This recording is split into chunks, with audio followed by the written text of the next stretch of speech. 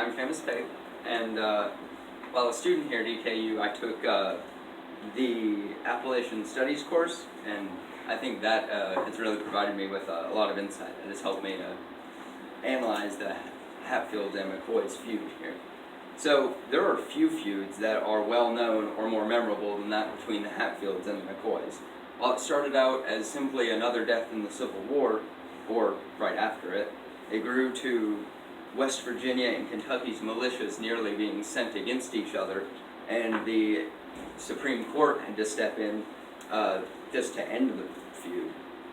Today I will be explaining the cause, what escalated it, and why it had to be ended by the Supreme Court. And perhaps we can learn a lesson from this. The feud started with Asa Harmon McCoy in the Kentucky's 45th Infantry in the Union Army.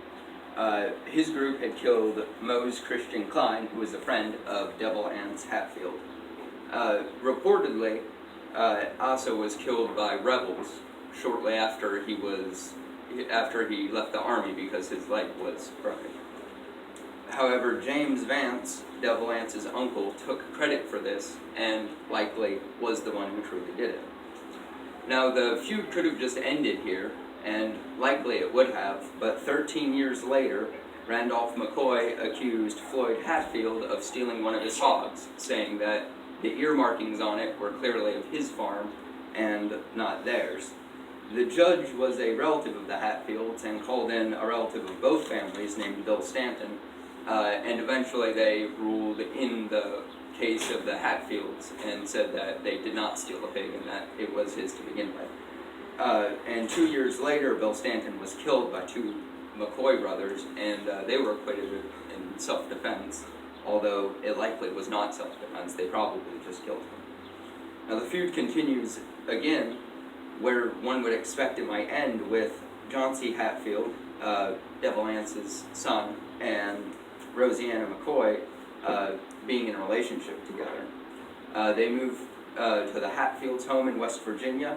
However, they eventually returned, but when John C. tried to visit, the McCoys tried to have him arrested for outstanding moonshine warrants, which moonshining was something both of these families did for a very long time. Trying to attack each other for it just felt a little wrong to me.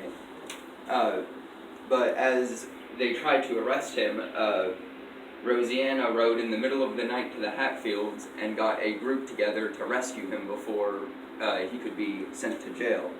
And even though she betrayed her family,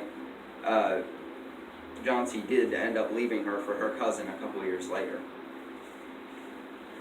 Now the bloodshed continues more in 1882 when Ellison, Devil Anse's brother, was killed by three McCoy brothers in a drunken brawl. He was stabbed 26 times and then shot, which seems a little more than just a drunken brawl.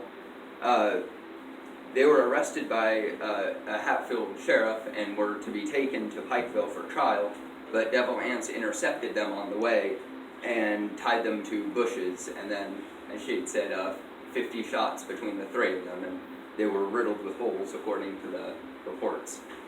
The escalation continued with all 20 of the indicted Hatfields eluding arrest for that crime, and a lawyer on the McCoy side named Perry Klein tried to reinstate the charges, but that only grew the feud further. As it gets towards the end, in 1886, a McCoy killed a mail carrier, who was then killed by a Hatfield constable and a man named Tom Wallace, who was later found killed. As you can see, it just keeps going back and forth, and as each problem happens, the other side thinks that they need to do more, and so it ended up ending in the New Year's Massacre. In 1888, the McCoys' home was attacked and burned and shot, forcing them all to flee to Pikeville.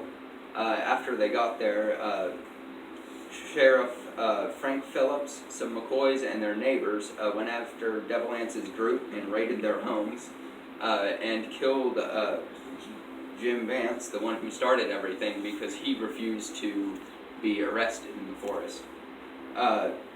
In the end, 9 Hatfields were arrested and sent to trial. And the trial, well, the feud ends with the trial, but even that part wasn't simple. the Supreme Court had to become involved due to extradition laws because they did the crime in one state, but then moved to another and went after. So they ruled 7-2 in favor of the trial happening in Kentucky. All of them were found guilty because of this, and one was hung. So today I explained the events of the Hatfield and McCoy feud, from how it began, what escalated it, and how it ended. Even though the feud could have stopped at many points, as you can see early on, the stubbornness of the families and their belief continued to escalate the situation until over 20 lives were lost. To me, I think this is a cautionary tale about the ability to just forgive, because if they had forgiven any of the first things that happened, none of the rest would have happened, and it would have just saved all of their lives and money. Of course, here's a picture of the Hatfields, and then another of the McCoys. Are there any questions about either group?